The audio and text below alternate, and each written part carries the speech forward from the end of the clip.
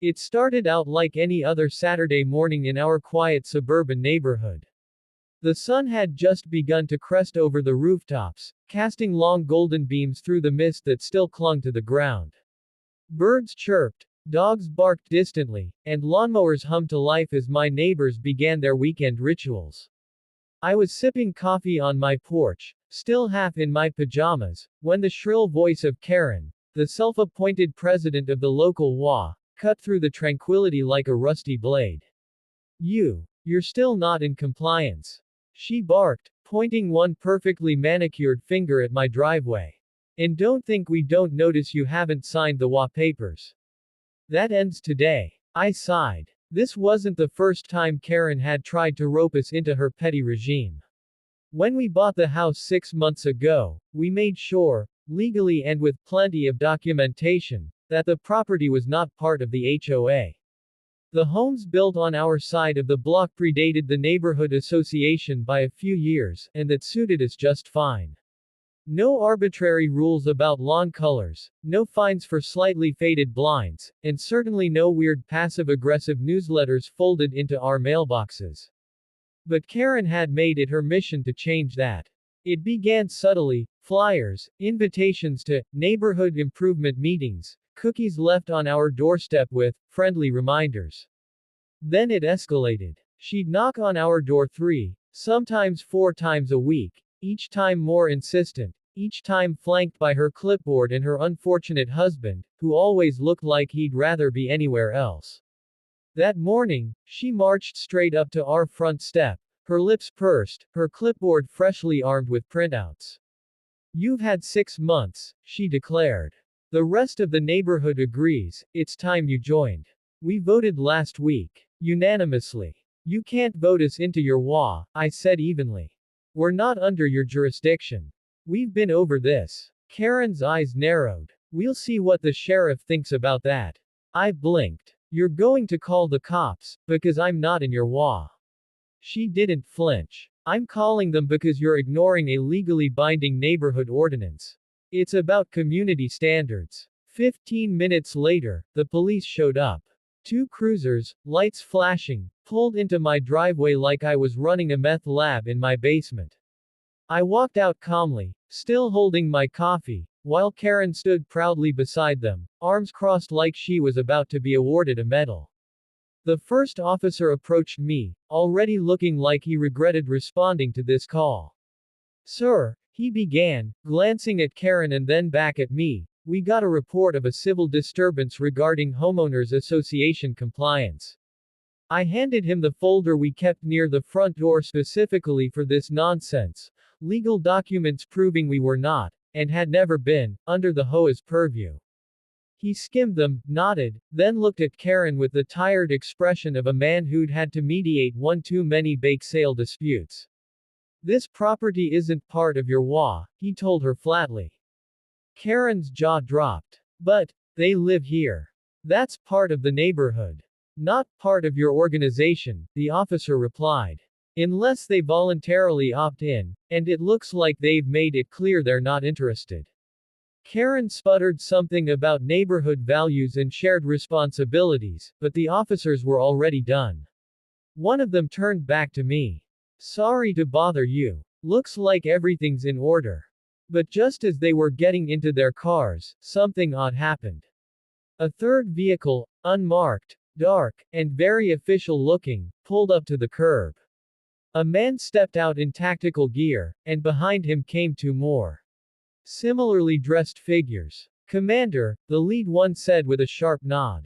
Karen went pale. The SWAT officer stopped in front of me, then offered a crisp salute. "We were conducting a scheduled check-in on your security clearance before next month's operation. Apologies for the unscheduled nature." Karen staggered back a step. "See, Commander." I nodded slowly, returning the salute. "All good. I wasn't expecting the drop-in, but it's appreciated.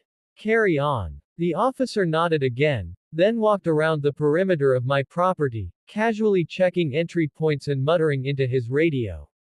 The other 2 stood silently by the car, eyes scanning the neighborhood. Karen's face had lost all color. What operation? I didn't answer. Let her imagination run wild. Sometimes silence is the most devastating reply. The officer finished his check and returned to me. Everything looks secure. We'll update HQ. Have a good weekend, sir. You too. They left. The silence afterward was almost comical. Karen stood frozen on my front walk, gripping her clipboard like it was the only thing keeping her tethered to reality. I took another sip of my coffee.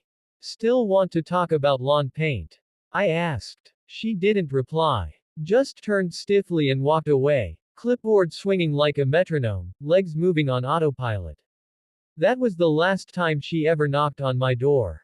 Word spread fast. The next day, I got a plate of apology brownies from her husband. No note, just the brownies, still warm. From that moment forward, Karen became a ghost in my periphery. She'd cross the street if she saw me coming, and her newsletter mysteriously stopped appearing in our mailbox.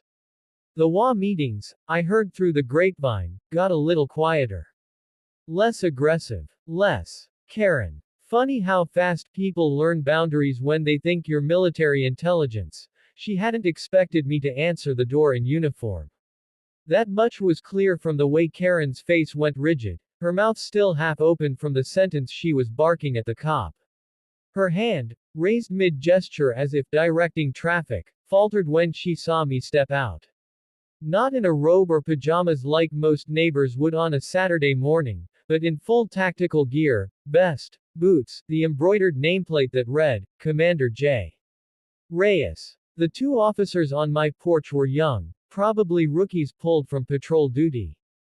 Their eyes flicked from me to her and back, like they were suddenly unsure who had actually called them and what for. Karen stammered first. That's him. That's the one I told you about. He refuses to pay HOA dues, refuses to attend meetings. I glanced at the officers. This about an HOA dispute.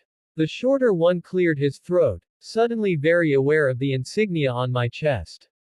Yes, sir. We received a report that you were causing a disturbance and refusing to comply with community policies. She said you were trespassing on common property, possibly armed. Armed. Of course she would toss that in. I gestured slowly toward the radio clipped to my vest. You ran my plates, right? They nodded. Then you know who I am. They did. And more than that, they now realized what a mistake it might be to get in the middle of a civil squabble between a neighborhood busybody and a tactical commander with years in special ops. One of them mumbled, "Yes, Commander." Karen looked like she'd been hit with a stun grenade. "You're in law enforcement?" she asked, the edge of her voice cracking. "You never said." I looked her squarely in the eye. "You never asked." The silence that followed was heavy, more from the weight of her unraveling confidence than anything else. It wasn't just that she'd tried to bully the wrong neighbor. It was that her entire fantasy, of ruling our street like a petty dictator under the HOA's banner, was falling apart in real time. I didn't mean, I just thought. You have to understand, Commander Reyes. She started to backpedal, her tone taking a sharp turn from accusatory to conciliatory. The rules are there for a reason. The HOA ensures. I cut her off. The HOA doesn't apply to my property. It's outside the jurisdiction line by 20 feet. I've told you this. You've been told by the county assessor's office. You were told again in the cease and desist letter I had my attorney send you last month. One of the officers raised his brows slightly. That wasn't in her report. Karen paled further. But it's just easier if everyone is under the same rules. It keeps things uniform. You mean it keeps everyone under your control, I replied. The taller officer turned to her. Ma'am, did you file a knowingly false police report regarding someone being armed? Karen tried to stammer out another excuse, but it was too late. The radio on my hip crackled, and a familiar voice came through. Command, you still at the residence on Pershing Drive? Affirmative, I replied. Copy. We've got your 6 if needed. Just say the word. Karen's eyes widened. She backed up a step. You called backup. I didn't answer. I didn't need to. The officers, now clearly regretting ever knocking on my door, began shifting their posture. Commander, unless you have any complaints of your own, we'll go ahead and close this out. I do, I said. Harassment. Stalking. Filing false reports. I'll be contacting the department's legal team to discuss pressing charges. In the meantime, I'd appreciate it if your station could remind her of the consequences of abusing emergency services for personal vendettas. Both men nodded. One turned to Karen. Ma'am, you'll need to accompany us down to the station for a statement. But I was just trying to. You're done, I said flatly. This isn't a playground, and you're not the boss of this neighborhood. She looked like she might cry, but I had no sympathy left for her. This was the same woman who once demanded my kids take down a chalk drawing on our driveway because it wasn't aesthetically consistent with the HOA's image guidelines. She'd told my wife to dress more appropriately while gardening. She'd even suggested we put up a beige curtain on the inside of our windows so the bright colors didn't clash with the neighboring homes. As the police led her away, her protests grew fainter, dissolving into a weird mix of panic and humiliation. I stepped back inside and locked the door, exhaling slowly. My wife, who had watched the whole thing from behind the blinds, came up to me. You handled that like a bomb defusal. I smirked. Honestly, bombs are easier. At least they follow physics. Karen just makes up her own laws. Over the next few days, the neighborhood buzzed. Whispers traveled faster than any WA newsletter. Karen had been the self-appointed queen of the cul-de-sac for years, but now the crown had fallen. People who'd once deferred to her, out of fear, exhaustion, or apathy, began pulling away. Some even apologized for not standing up to her sooner. I didn't need their validation. But I appreciated the peace and quiet that followed. Then came the kicker. A week later, I got a certified letter from the county. It included a copy of a petition to formally dissolve the WA, signed by 80% of the neighborhood. Someone had slipped it into motion while Karen was still scrambling to spin the story. Apparently, there'd been more resentment bubbling beneath the surface than anyone had realized. All it had taken was someone standing firm to blow the lid off. I didn't celebrate. I just mowed my lawn, waved to a couple neighbors I hadn't spoken to in months, and drank my coffee in the driveway without being told it was against policy. Karen eventually returned, tail between her legs. But she kept her head down now. The WA sign came down 2 months later. And me, I went back to living like I always had, quiet, steady, protective of what mattered. Not because some paperwork said I had to, but because I believed in it. Order, after all, doesn't come from control. It comes from respect.